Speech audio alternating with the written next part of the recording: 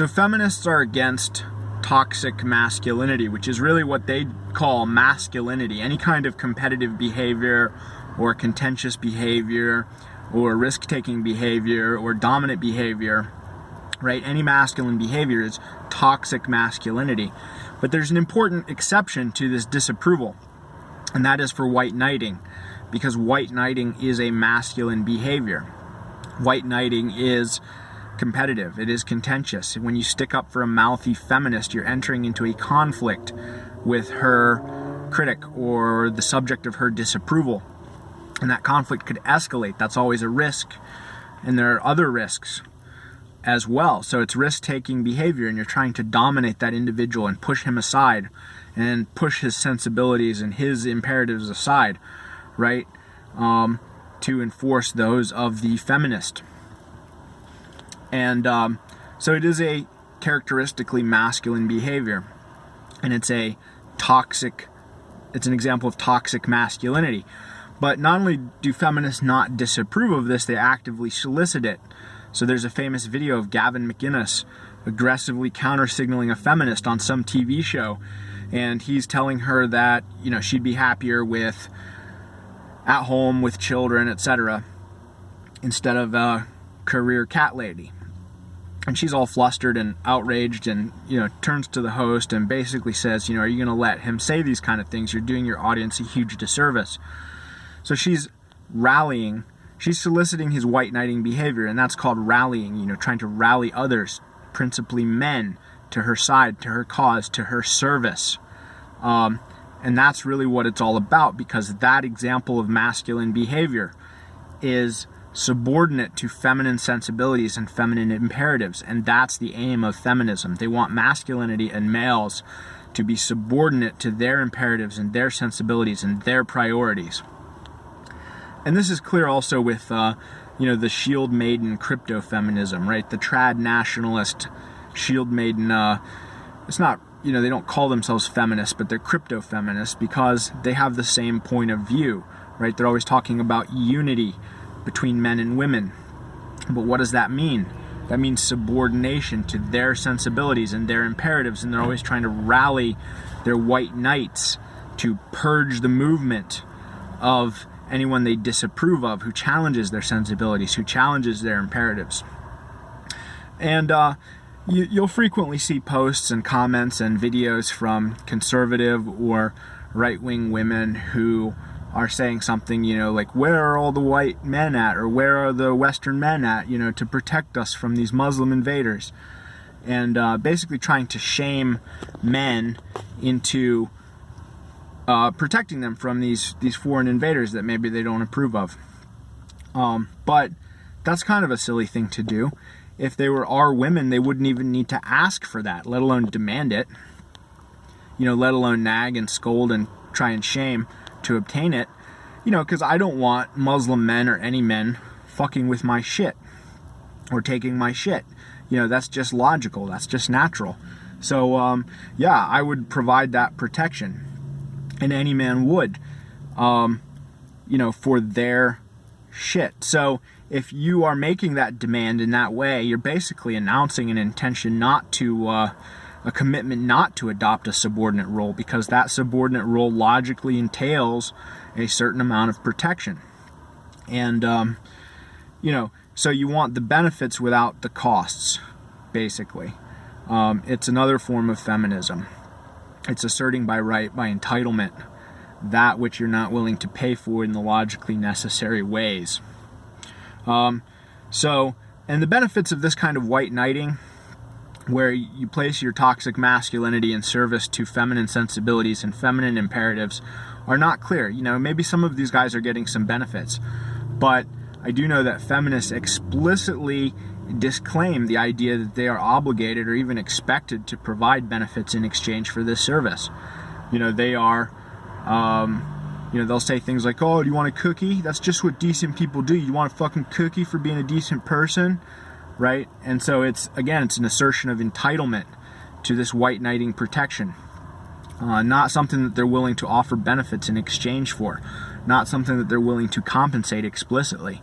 maybe there's some implicit level of compensation or some implicit benefits, but it's not spelled out. It's not clear what the benefits are for performing that service, for championing the feminine sensibilities and priorities and imperatives that they want you to champion. So, all of this should be pretty obvious from the basic fact that men are expendable and women aren't, right? Individually and collectively, women are a lot more indispensable.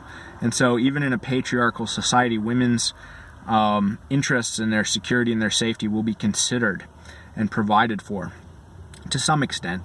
And actually in historical examples, fairly great extent oftentimes. But, the reverse is not true. A matriarchal society will not protect and provide for males because males are expendable. So, your interests as a male will not be considered in this equation. If you're subordinating yourself to these feminine sensibilities and feminine imperatives and feminine priorities, your interests are not paramount. And, you're there to be the muscle, basically. And it's a thankless task. You can't expect anything for it. It's expected. It's an obligation. It's a duty. But you're not entitled to anything in return. So, it's really a pretty shitty bargain. And, all you have to do to tell that it's a shitty bargain is to look at, spotted hyenas, which have a matriarchal pack structure.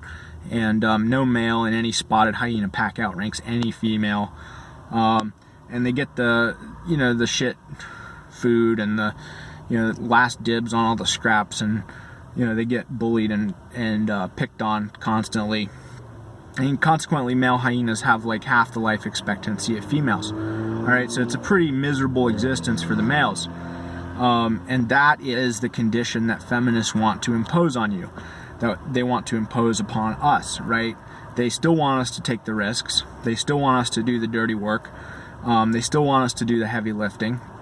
They just don't want to give anything for it. And they want to enjoy all the benefits without any responsibilities or obligations of their own.